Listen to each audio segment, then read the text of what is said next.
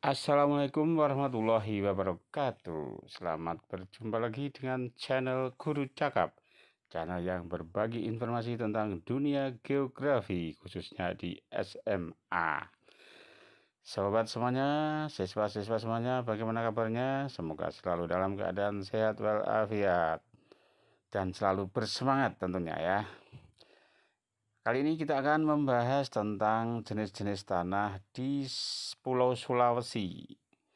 Ada banyak sekali jenis-jenis tanah yang berada di Pulau Sulawesi. Kita langsung saja. Yang pertama ada tanah Latosol. Tanah Latosol banyak ditemukan di daerah pegunungan dan dataran tinggi di Sulawesi, seperti di Sulawesi Tengah, Sulawesi Selatan, dan Sulawesi Tenggara. Bagaimana ciri-cirinya untuk tanah Latosol ini? Ya, warnanya merah atau coklat kemerahan. Tekstur agak liat, terbentuk dari pelapukan batuan beku dan sedimen. Curah hujan tinggi menyebabkan pencucian unsur hara. Meskipun agak kurang subur karena pencucian, tanah ini masih bisa dimanfaatkan untuk perkebunan dan pertanian seperti tanaman kopi, cengkeh, dan kakao jika dikelola dengan baik.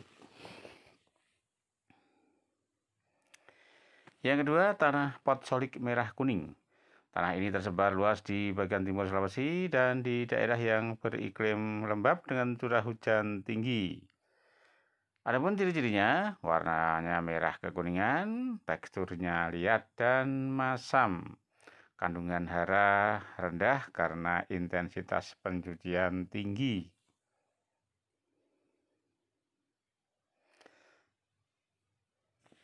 Tanah potsolik cocok untuk hutan tanaman industri dan perkebunan, namun memerlukan pemupukan tambahan agar hasil pertaniannya optimal.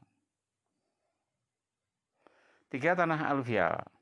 Tanah aluvial banyak ditemukan di daerah sepanjang sungai besar dan dataran rendah seperti di sekitar lembah Sungai Lariang di Sulawesi Tengah dan Sungai Walanai di Sulawesi Selatan.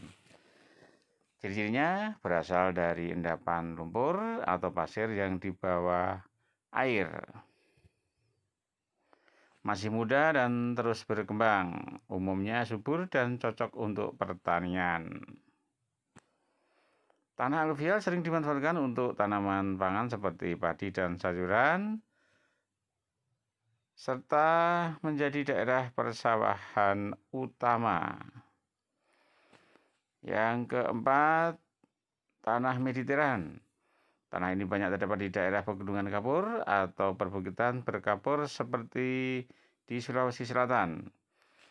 Bagaimana ciri-cirinya?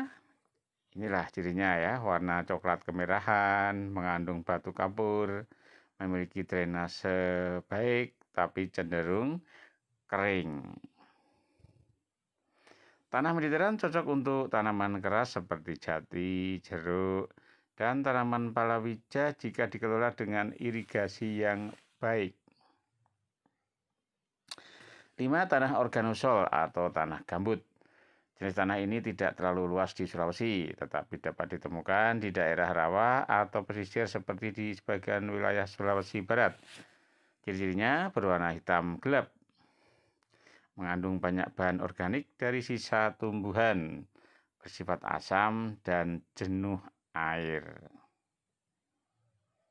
Tanah gambut memiliki potensi untuk pertanian, tapi harus diolah secara khusus karena sifat asamnya tinggi. Ya, jadi kalau sifat asamnya tinggi ya ini kurang baik untuk pertanian, kecuali memang ini dikelola dengan baik ya, dengan khusus. Kita lanjutkan yang berikutnya. Nomor 6. Tanah Regosol. Tanah Regosol terbentuk dari material vulkanik muda, biasanya di sekitar kaki gunung api atau daerah dengan aktivitas tektonik. Di Sulawesi, tanah ini bisa ditemukan di sekitar daerah pegunungan berapi seperti di Sulawesi Utara. Adapun ciri-cirinya berwarna kelabu hingga coklat muda, tekstur lepas, tidak padat. Masih muda dan belum mengalami perkembangan profil tanah yang sempurna. Kandungan hara cukup tinggi. Pemanfaatan. Tanah seperti ini cocok untuk ditanami atau dipergunakan sebagai hortikultura, sayuran dan tanaman musiman, asalkan yaitu tadi dikelola dengan baik. Kalau pengelolaannya tidak baik ya nanti akan tidak baik perkembangannya. Yang ketujuh, tanah grumusol. Tanah grumusol juga dapat ditemukan di beberapa dataran tinggi berkapur atau daerah dengan curah hujan musiman, seperti sebagian wilayah Sulawesi Selatan. Ciri-cirinya warna gelap atau hitam, tekstur liat berat, retak-retak saat musim kemarau, mengandung kalsium tinggi. Adapun pemanfaatnya, tanah ini cocok untuk tanaman keras seperti jati dan padang penggembalaan. Kurang cocok untuk pertanian intensif kecuali ada pengelolaan khusus. Ya, kalau memang pengelolaannya khusus ya ini harus biayanya tinggi ya. Kita lanjut, nomor 8, tanah rensina. Tanah ini berasal dari pelabuhan batuan kapur dan bisa ditemukan di daerah Kars seperti di Maros dan Pangkep, Sulawesi Selatan. Ciri-cirinya warna hitam, tipis, dangkal, dan berbatu. Kandungan kalsium tinggi, drainase atau pengaliran sangat cepat. Jadi cepat kering ya tanahnya. Pemanfaatannya, tanah ini sulit untuk pertanian, namun cocok untuk hutan tanaman dan ekowisata kawasan Kars. 9. Tanah hidromorf kelabu. Tanah ini terbentuk di daerah yang sering tergenang air atau memiliki drainase buruk, seperti di rawa-rawa dan kaki lembah. Dengan ciri-ciri warna kelabu atau keabu-abuan, struktur lemah dan jenuh air. Unsur haranya rendah. Pemanfaatan cocok untuk budidaya tanaman air seperti padi sawah, tapi perlu pengelolaan drainase dan pengapuran. Nomor 10, tanah entisol. Tanah ini masih sangat muda, belum berkembang, dan biasanya ditemukan di dataran banjir, lereng bukit yang sering longsor, atau di dekat pantai. Dengan ciri-ciri profil tanah belum jelas, kandungan hara bervariasi, mudah tererosi jika tidak ditanami. Pemanfaatan bisa dimanfaatkan untuk pertanian jika dilakukan konservasi tanah dengan baik. Ya, kita simpulkan sekarang ya, sobat-sobat semuanya, siswa-siswa semuanya.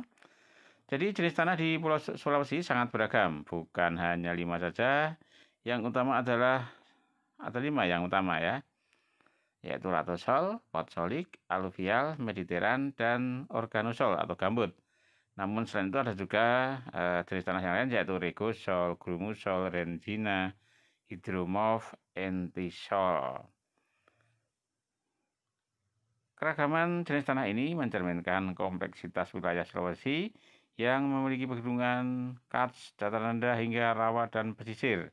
Pengetahuan ini sangat penting untuk menentukan pemanfaatan lahan yang tepat sesuai karakter tanahnya. Ya, saya kira sampai sini untuk memberikan informasi kita tentang jenis-jenis tanah di Pulau Sulawesi. Semoga bermanfaat. Ada kekurangan, mohon maaf. Saya akhiri. Wassalamualaikum warahmatullahi wabarakatuh.